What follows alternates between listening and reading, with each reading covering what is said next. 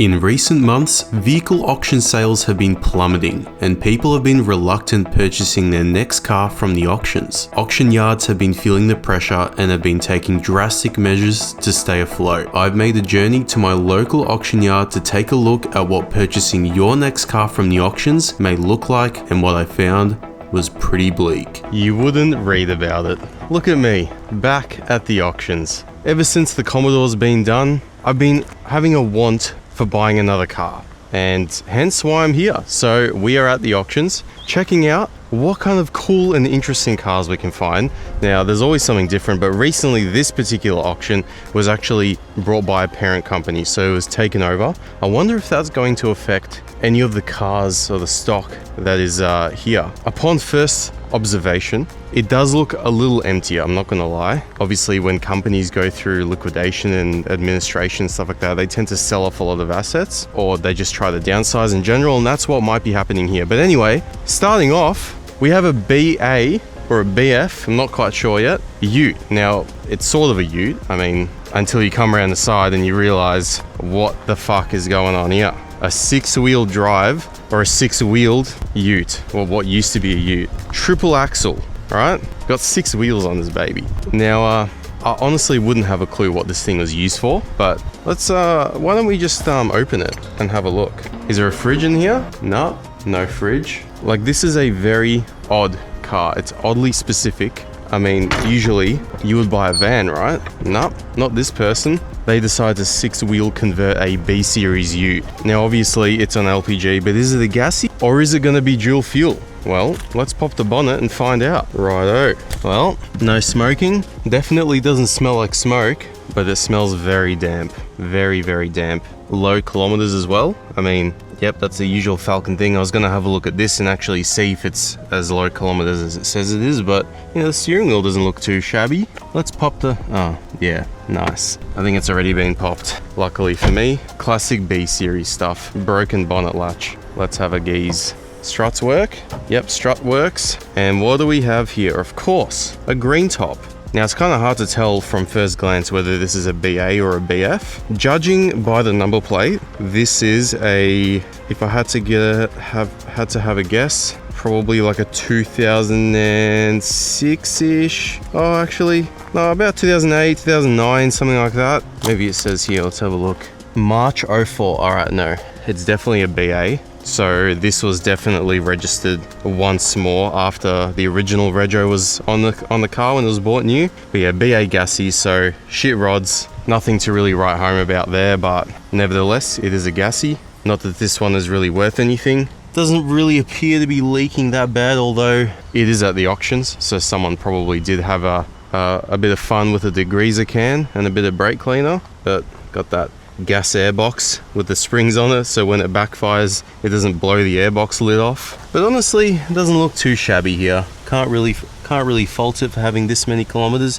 Even the sump looks pretty dry. The valve cover's not really leaking at all. Let's have a look at the booster. Is the booster leaking? The booster, or rather the master, looks like it's been either cleaned or replaced before. So yeah, but more on the topic of this being a 6-wheeler. I remember I did a WB ute that was also 6-wheeler. It was over there, and people were telling me that it was quite common. I mean, I have seen these driving around, but they are rare. Can anyone explain to me what this BA was used for? I mean, that doesn't really tell me much. That's probably just the brand of this. This kind of looks like it should have like a fridge in it, but it also could be for aerodynamics, so who knows? Yeah, leave some suggestions in the comments below, because I have no idea. No idea what this could have been used for. But on the topic of the interior, looks like it's had a bit of a spray job on the roof. Got vinyl floors. Got the Bogo standard SR seats. Definitely smells very damp in here. Can't really imagine why, considering it doesn't have a sunroof or anything.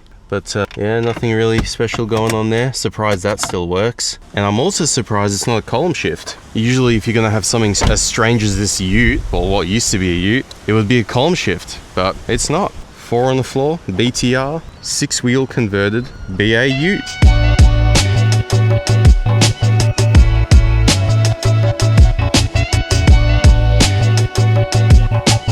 Well, I must say this is definitely a first for me. I have not seen a new gen Ranger Raptor here before. Not sure why this would end up at the auctions, considering this car is so popular and it would easily sell on Marketplace or car sales. So maybe there's something deeper hiding under the skin of this Ranger Raptor. So let's take a look inside first. It is a very warm day today. I've even put on sunscreen for my white ass. So I don't want to sit in the cars for too long, but for the sake of the video, of course I'm going to. All right, well, first up, I mean, I love the new interiors on these Ranger Raptors. I really don't like the previous gen Ranger Raptors, purely for the sole reason that I don't exactly know what you're paying for. You're getting basically the same 2 liter twin turbo diesel that you get in a normal Ranger, with some Fox shocks and a bit more suspension trouble, and you can put 35s on them legally. But I just don't really understand like why anyone would pay 80 grand for a previous generation. But I guess that's all you could get at the time. So,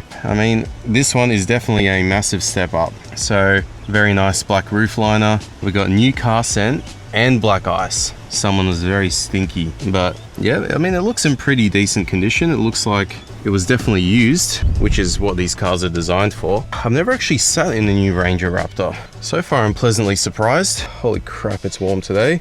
Big screen in the middle. I like that a lot. I mean, I'm more of a analog dude myself, but I can appreciate technology. Let's see if we can have a look how many kilometers this thing has. Is it gonna tell me? It looks dead to me. But up here, it does say it's due at 41,000 kilometers or by November 2024. So this could be well overdue for a service. That's probably why it's here. Nothing really much in here. Melbourne City Toyota. Interesting. What's going on here? Nothing much. This doesn't work. Nothing in here. No. There is a lot of scratchy plastics, but I mean, you're really paying for the powertrain in this car and the drivetrain. So with a 10-speed auto and that 3.5 liter EcoBoost. What have we got? Bowers, B&O, Bang & Olufsen.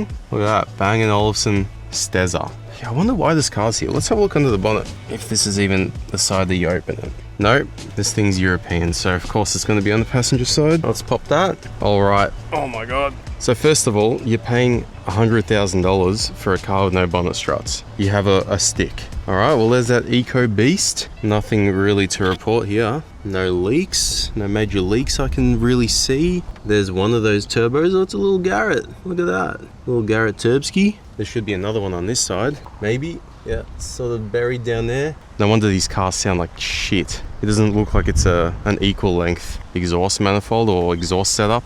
One turbo is like buried deep down on the passenger side, and then this one is right up here, which is kind of weird. I mean, I could be completely wrong. Maybe I'm just not looking hard enough, but I can't really see it. But yeah, I mean, I highly recommend these cars. I mean, they did have a few teething issues. An acquaintance of mine had one, and he used to complain about the diff on it. The diff used to whine. And the rear main kept blowing out, and he ended up getting the car lemon lord. So, but with any car really, any new car, especially something like this, it's gonna have teething issues, so you can't really say much. I mean, when you look at it, you take this thing at face value, right? You get a dual cab ute that has a 3.5 liter petrol V6. You get advanced suspension, you get discs all around, which dual cabs normally don't come with. Like, you're getting a lot of car for the money. Considering you get a fully loaded N80 Hilux for about 80 grand, you pay like $10,000-$15,000 more and you get this thing. The only thing that I don't like about this car is, number one, the sound, but that's just, we'll gloss past that. But another thing is the towing capacity. It's only 2.5 tons because I'm pretty sure it has coil sprung rear suspension, so you don't get that big towing capacity or payload like normal full drive, normal dual cabs. And yep, as you can see, we got coil suspension in the back, but look at that beefy rear diff. It's a Touareg tractor version of a normal dual cab. You get a lot of the capabilities of a normal dual cab, but a little bit more in terms of performance and stuff like that. If you're buying a car for it to be a utility vehicle, I probably wouldn't buy a Raptor. I mean, it can do light duties, but towing and stuff like that, mate, a Falcon Ute can almost tow as much as this thing, so it's a little bit obsolete in that section there, but I still really rate these cars.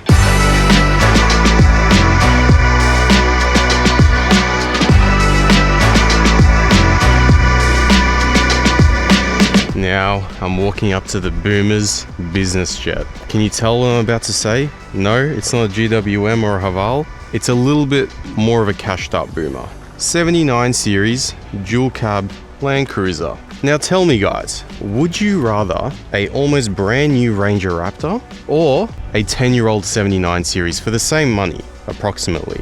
I know which one I'd rather have, but then again, everyone has a purpose. Don't yell at me in the comments, alright? I know all of you guys like to get very defensive about 79 series Land Cruisers. I don't think they're a bad vehicle, but I think that they're overrated, alright? So let's check out on the inside of what it has, or rather what it doesn't have.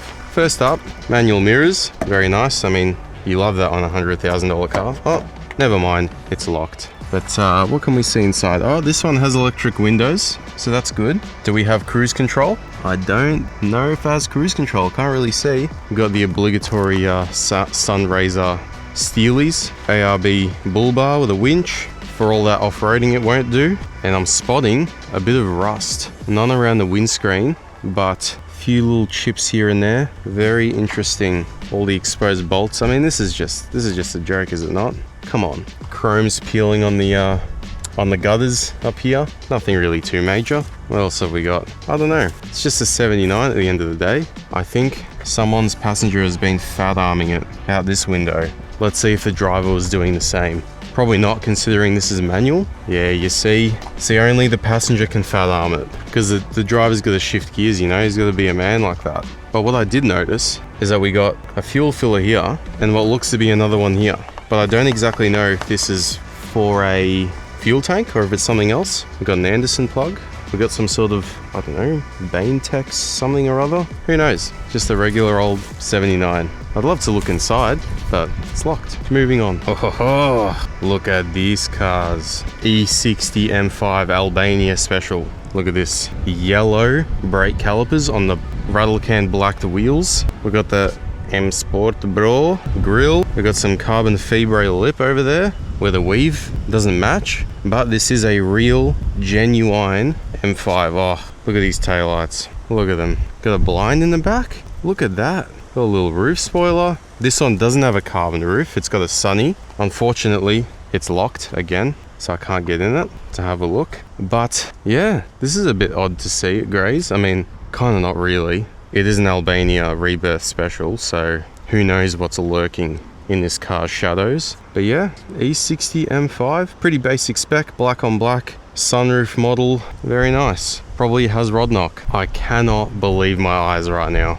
Never mind this RS5, a freaking VL Commodore at the auctions. Now this is something you don't see every day. Wow, VL Executive. I mean, this is the most POV spec VL you can get other than a wagon, but red on sandalwood interior, NA automatic executive. Nevertheless, I mean, having a VL Commodore is pretty cool. So even though it's just a base model and it's kind of rough, like this is still really cool. Let's check out the interior. Oh my god, I can't believe how many cars are locked, man. Oh, never mind. It's an old car, so that probably doesn't have central locking. It reeks in here. Alright, we're on. Not gonna lie, it smells like many electrical fires have been in this vehicle. Ah, look at that. It's got air conditioning, I think, if that's what it means. I could be wrong. It says air conditioner, but it could just be on one end Turkish bathhouse, and then the other end someone blowing a warm air on you. But yeah, VL Exec. Sandalwood interior, not in bad condition. I think it's sandalwood at least. Look at that. Not roadworthy, missing the pedal pad. But if this is correct, only 185,000 kilometers, which is quite low for one of these, considering it is from the mid-80s. It smells so bad in here. Like, it smells horrid. As if it's literally had like an electrical fire every day of its life. It just smells like burnt electronics. Anything interesting that we can find in here? Okay. Well, if you buy this car, it'll automatically cost you a little bit less. Got a few little trim bits. Very nice. Aftermarket head unit. We got that Trimatic 3-speed automatic right there. Why do you need... Oh, that's overdrive. Never mind. Center console lid is missing. Bit of paperwork. Let's have a look at that RB30E. Well, that is definitely an A6 block RB30E. Got a little cheeky potty there. Bosch mass airflow sensor. Looks like we got a set of pacemaker extractors, maybe Genie extractors. Who knows? Yeah, it looks fairly clean here. Can't really fault it that much at all, really. Yeah, just your regular naturally aspirated RB30. I mean, at the end of the day, this is a rich man's R31 Skyline. It's basically the same running gear, same engine, very similar transmission. It is cool that Holden back in the day decided to switch from the 202, the fuel-injected 202 and the VKs, to a 3-litre RB30, and then obviously the RB30 ET. So, I mean, this is the first modern Commodore, I'd say, with a modern single overhead cam design, still fuel injection, obviously, but we no longer use the Aussie-built 202, which is okay. I mean, it's still a Commodore at the end of the day. We don't have Commodores now anymore, unfortunately, but yeah, I mean, pretty cool to see a VL at the auctions, even though it's just a Bogo standard exec, naturally aspirated.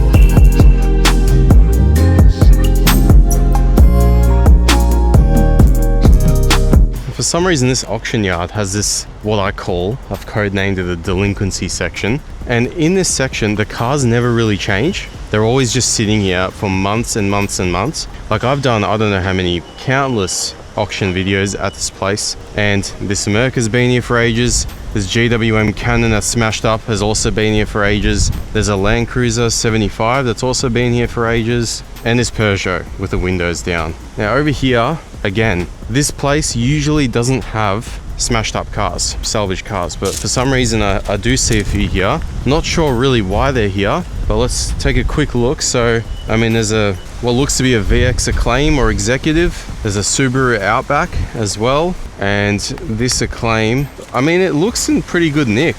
It is on LPG, which is a bit of a shame, but the window is down, which is really odd. So there's a bit of an ecosystem in here. Not really sure why it's down, the window. Subaru Outback, the window isn't down on this. Got an SV6 Ute as well. What else have we got? A Peugeot 308 diesel. Also looks like it's been sitting here for months. I mean, I don't really pay attention to these pieces of shit anyway. Not sure why anyone would buy one of these, whether they're brand new or used. Got a little Polo, will be a 1.6 TDI. I mean, this is not a bad little car. DSG, 1.6 TDIs are very reliable in these, as long as you look after them. Got a really badly smashed Kia Cerato, also with the window down, very interesting, and a BMW X5. I mean, this is still a fairly new car, like expensive car too. Very interesting. I wonder why these cars are here. Oh yeah, can't forget the Holden Combo. Very strange car this. It's a